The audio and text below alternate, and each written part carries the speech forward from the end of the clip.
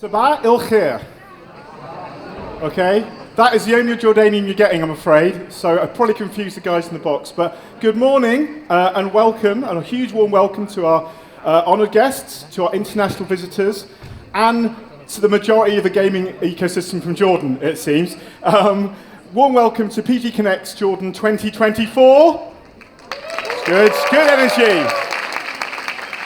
That's why I get out of bed in the morning. This is our fourth PGC event in Jordan. It's our fifth of the year, and it's actually our 49th overall. So my name is Chris James, in case you've never met me before or don't know me. I'm the CEO of Steel Media. In case you don't know what we do, just a little bit of that. We run, obviously, these events. We run other games industry events, like the awards, the Mobile Games Awards, the top 50s. We run leading media, such as PocketGamer.biz, PocketGamer.com, PC Games Insider, Blockchain Gamer Biz, all that sort of stuff. And we are also, these days, part of a bigger family. We're part of the Enthusiast Gaming Group, which is a bigger Canadian and US games media business, which does a whole load of different activities in the games space. I'll give you a taste of some of those. So they do the NFL Tuesday Night Gaming, which is a cool initiative which brings NFL pro athletes. Any NFL fans here? Not a lot, fine. More football fans, I hope. They bring together pro athletes with influencers. They've got the impending NHL version of that. They've got a Luminosity esports team. I know people like esports here. They run Icy Veins, U.GG, which is a tool for people that play League of Legends and other games. The Sims Resource, it's a huge resource for Sims players. And they even have their own sort of games label called Addicting Games. And they're just actually launching at the moment, we are launching at the moment, a small initiative to help indie developers, particularly in publishing and promoting across the internet. Now, essentially everything we do, everything enthusiasts do, is about connecting, supporting, and celebrating the games industry. Whatever format of game you choose to make, whatever genre it's in, or wherever in the world you are. And that's precisely what we want to do for the next 2 days here at PG Connects Jordan. Now, we've been doing this for quite a few years. As you can tell, I'm not that young. So this is, PG Connects has been going for 10 years now. We started in 2014. And over the last decade, we've kind of welcomed over 55,000 delegates to various conferences, 49 conferences, 14 cities, 11 countries, 3 continents. And we've contributed, we reckon, over $1 billion. I think that's actually quite conservative. We've not updated those numbers in a while. We have tried to support the ecosystem wherever we can in the world. We've also been to Jordan, of course, quite a fair bit. So, I first came to Jordan. I was very lucky to be invited, and very honoured to be invited back in 2016 to the Jordan Games Summit as a guest by Noor. And then over the following years, we got more involved. We started running the Big Indie Pitch, which some of you may have taken part in.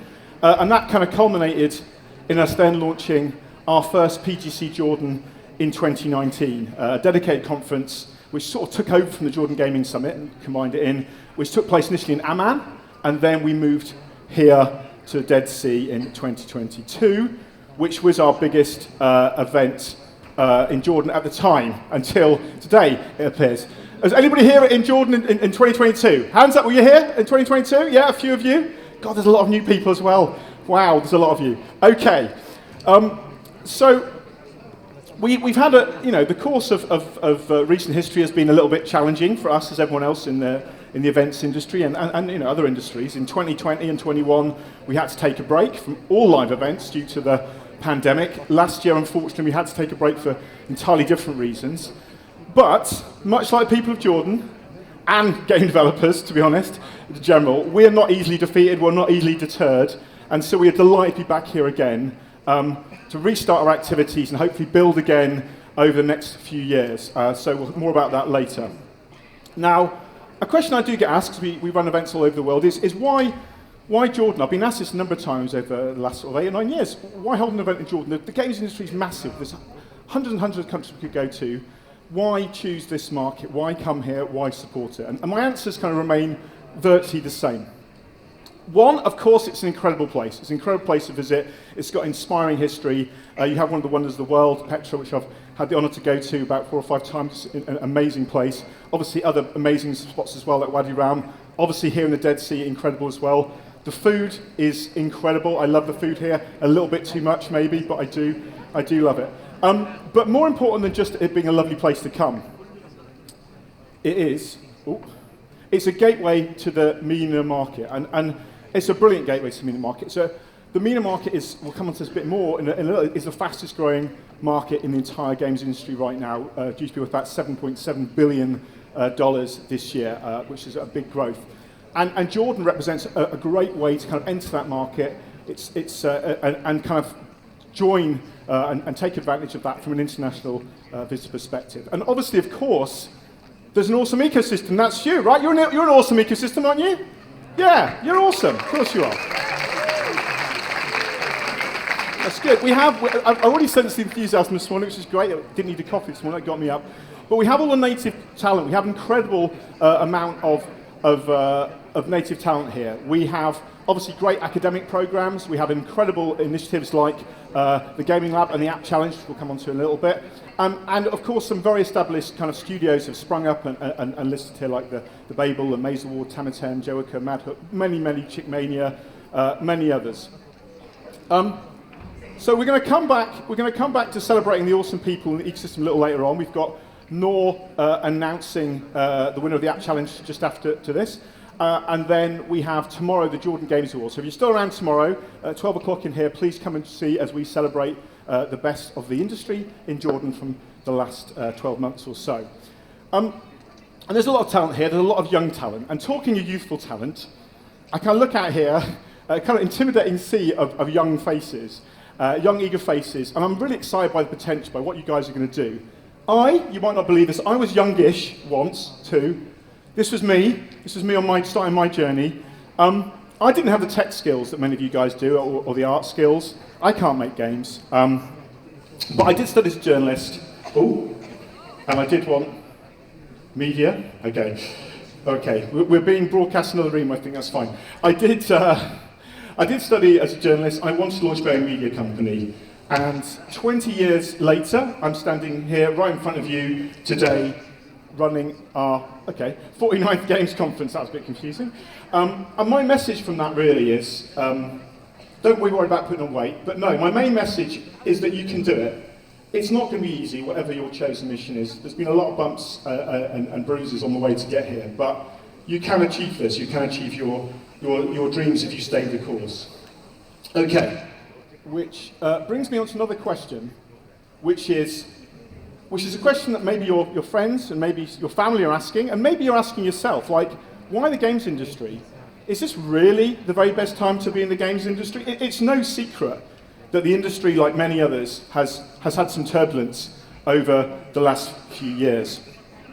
In the mobile world especially, we've had all sorts of disruption. We had Apple's IDFA totally upsetting the way we market and monetize games, and various other legislation coming in and sort of augmenting that. We had national governments impacting even the download of games in China particularly. China's a big part of the industry, and they just stopped releasing games for a couple of years. It's pretty weird. And obviously we've had a lot of turbulence in the world as a whole. There's been massive inflation. People have a little bit less money in their pocket to spend, so consumer spending on games, like everything else, has gone down a little bit. And our recession-proof industry has looked a little bit less recession-proof. And these are just kind of mobile things, but to be honest, whatever format you're on, it's the same. Like Steam, brilliant platform, but absolutely packed the gunnels with games right now. Console, we've got Idea Xbox here, which is great, or they're supporting this. And there are ways to get in there, but it's still competitive to get into there. And investors, we all need money to kind of launch our businesses and run games. Investors have been scared off by a lot of these things happening, and they've kind of kept the money in their pockets for a little while. And all these things have consequences, right? Don't worry, it gets better. All these things have consequences. The news feeds have been full of bad news for games industry for the last year. Layoffs, closures. It's been pretty tough. Around 30,000 people in the last 18 months have lost roles. Some companies have closed, and some people say it's as bad as 20% of the industry. I think that's not quite right. But there has been a general mood of doom and gloom which has suffered around the industry. However, this is the low point. Don't worry, it's up now. I'm not really given to that. I'm not someone that's a doom and gloom monger. There's a TV show in the UK. I don't know if it's popular here. I'm assuming not. Called Ted Lasso, which is about a guy American guy who coaches an English sports team, and he's just constantly, relentlessly positive, and constantly sees the opportunity to turn things around, and see the upside. And so that is why I like to think of myself as the Ted Lasso of the games industry. If you know Ted Lasso, you think that's a great bit of Photoshop, but you probably don't. But anyway, he's a very positive guy. So I'm going to give you 10 reasons why you should be excited about being in the games industry or getting into the games industry right now.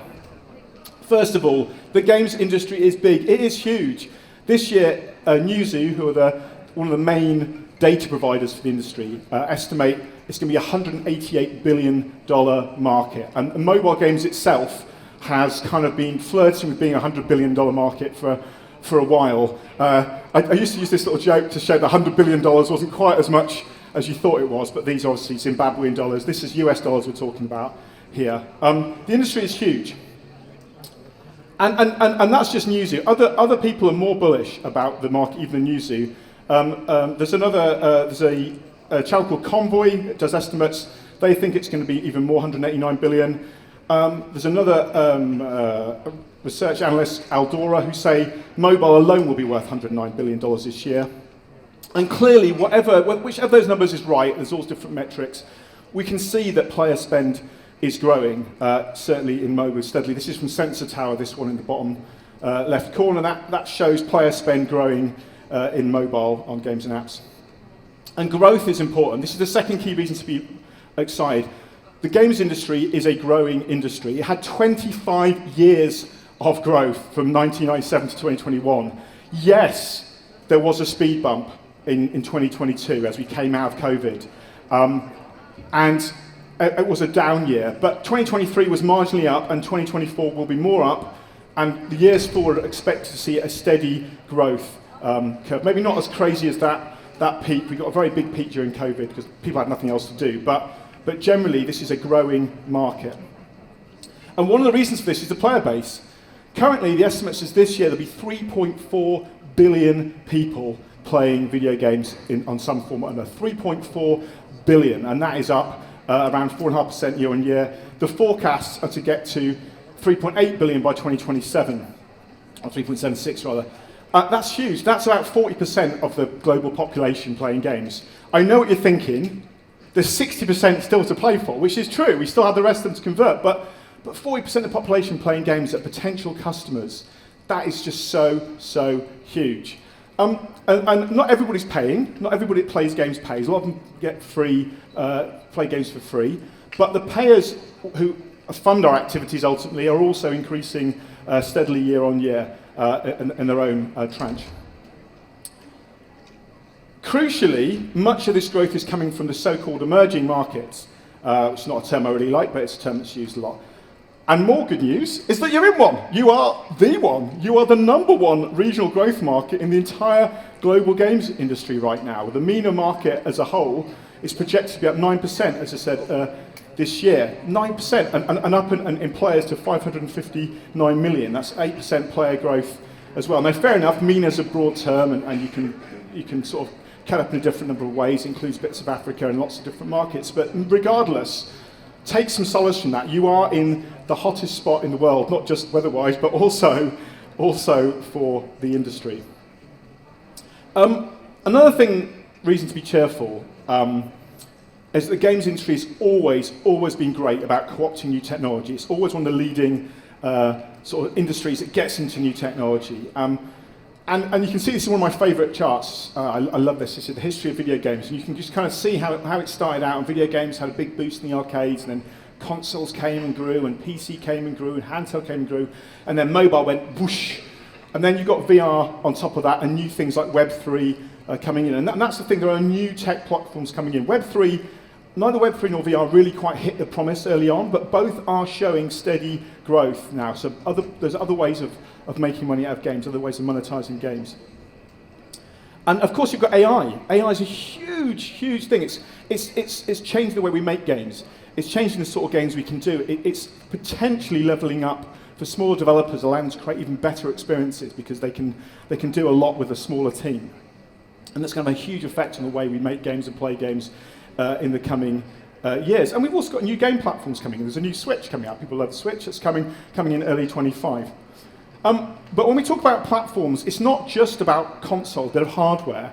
It's about distribution channels and where you can sell your games. Now, there's been a lot of discontent recently with the walled gardens of Google and Apple, both incredible companies, both very important, both have driven this business, but a lot of developers feel they're taking too much for what they're doing now. They're putting unnecessary blocks, they're changing the rules arbitrarily.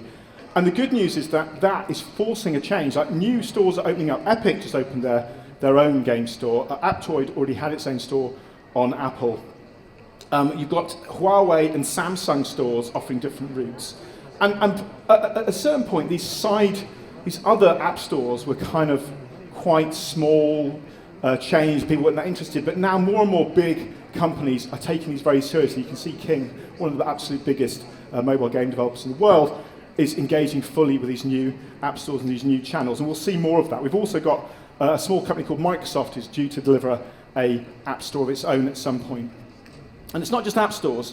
There's this thing called web stores now. It's a new direct-to-consumer model where rather than going through the app store all the time, you get to sell to your players outside the app store. You get to cut out the 30% margin effectively. You have to pay still a bit of a margin, but you get to own the customer relationship a bit more, which is huge. You know, rather than kind of having to be told by Apple or Google how you can coach people, what you can charge, how much they'll take for it, you can start having that, building your own community. And a lot of the big developers are, the likes of the Supercells, the Scopely's, Blizzards, and all these big businesses are doing very well out of this. It's getting more and more part of their industry. And there's a lot of big companies, a lot of companies available, making this super easy for you to do, like the likes of Aghanim, Azolla, and AppCharge, and many more, making it really easy for you to have your own web store.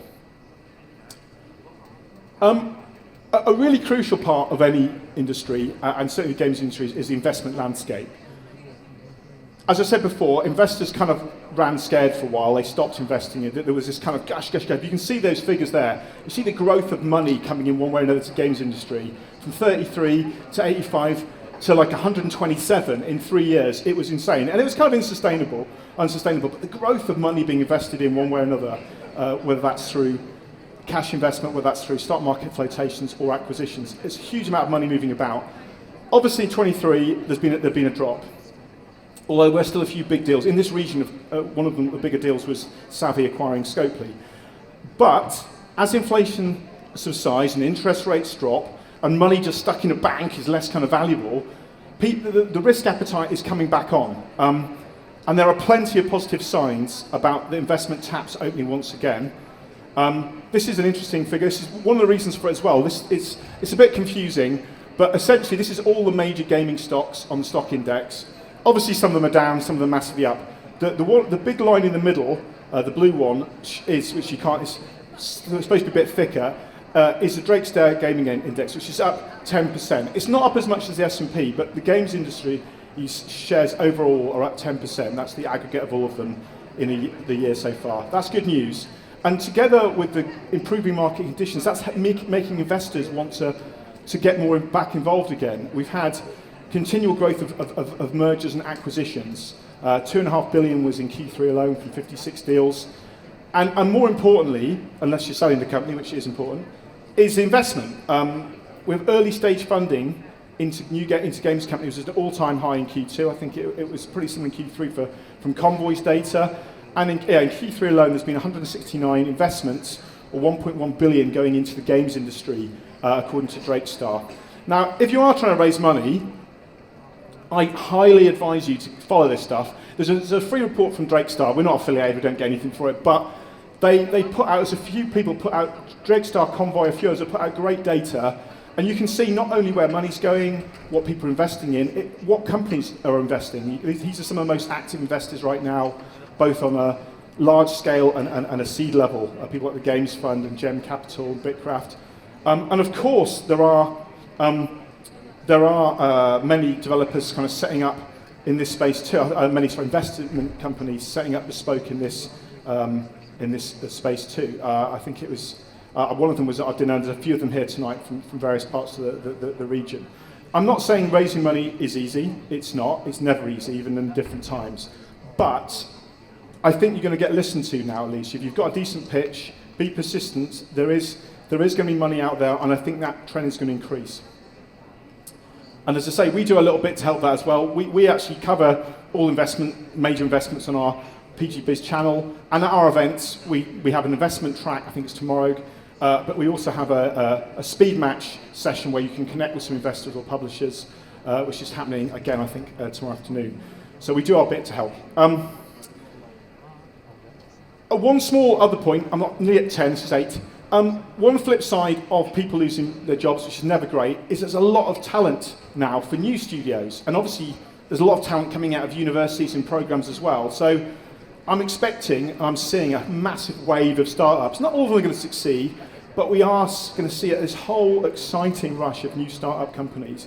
And that's kind of the flip side of the job losses. Is there experienced people out there that you can draw to help you in your studio, even if just advisory, so you should look at that.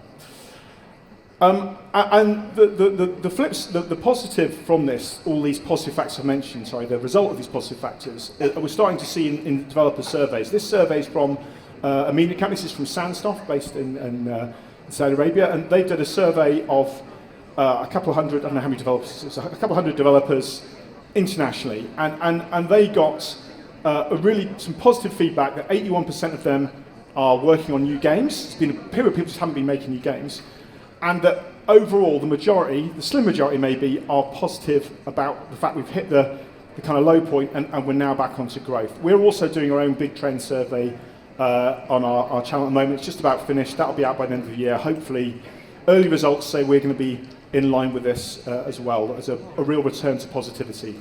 And rightly so. We are the #1 media and entertainment category by far. Is that good? Are we excited about being the #1 media and entertainment category? We are. Games. I like that. It's good. Don't worry, it's not hours more. The games industry is worth more than film, TV, and music. Depending on the metrics you choose, it's possibly combined worth more than that. It is the biggest industry over. No wonder that other media are falling over themselves to get a bit of what we have. That, they've got TV people, like shows like the kind of Last of Us. You've got obviously Netflix moving in. Movies, a lot of the leading movies are from games. And we've got, TV shows like The Last of Us and Fallout. We've got sports leagues like NFL and NHL queuing up to have a game component. I said our parent company, Enthusiasts, are working with NFL. Football leagues like the Premier League and La Liga have games experts trying to work out how they can work together. Other media giants are obviously extremely specialists. Netflix, I mentioned, are ramping their own services. But it's not just them. The New York Times has a games section. LinkedIn has games tools. Everybody is trying to get in on games. And our technology is being used elsewhere. We've got this whole, the esports and the influencer space is also massive. That's kind of sitting alongside that. Some of that's within games, some of that's outside. And the film industry, as I said before, the film industry is using our technology. Unreal Engine is being used in many, many productions and some of Unity's tools to produce some of the great films and TV we see now. There are actually, in talking of which, there are 40 games IPs in TV or film production right now. Each one of them is guaranteed to be a smash hit, apart from Borderlands, which was not very bad. I do apologise if you had to watch that. I watched that on the plane. It wasn't good. Full respect to the developers to Gearbox, but that was not a great film. However, fortunately there are many great films. The Fallout is an incredible series. Obviously, Last of Us we talked about. We've got Minecraft with Jason Momoa coming. We've got Keanu Reeves in the latest Sonic film. We've got Carl Urban in Mortal Kombat, and many more to come. That is potentially Tom Holland as Link in Zelda, which is rumoured. So, final point. The future is bright. Our audience for video games is one of the most engaged, the most loyal, and the most opinionated of any media or entertainment in existence. With each successive generation, it becomes more game native than the last. So Gen Z and millennials, they do more games than anything else. They find games more attractive than social media, streaming TV. Push forward a little bit further, and the next generation, Generation Alpha, are totally engaged. They're born with a game control in their hand virtually. All of which kind of leads me to believe, and I hope you'll agree with me, that 2024, apologise for the font that's still on there, 2024 is the best time to be in the games industry, and it's the best time to be in the games industry in Jordan. Are you with me? Yes. Come on. We may be a little bit leaner, a little bit humbler too, maybe after a couple of difficult years, but we're coming into 25 stronger than ever. So a lot of people talk, you'll probably hear this, about sort of survive till 25. We prefer thrive in 25. That's what we're pushing. And over the next few days of talks, panels, roundtables, workshops, fringe events, and meetings, we're hopefully going to help you to do that, give you some practical assistance and connections to help you thrive.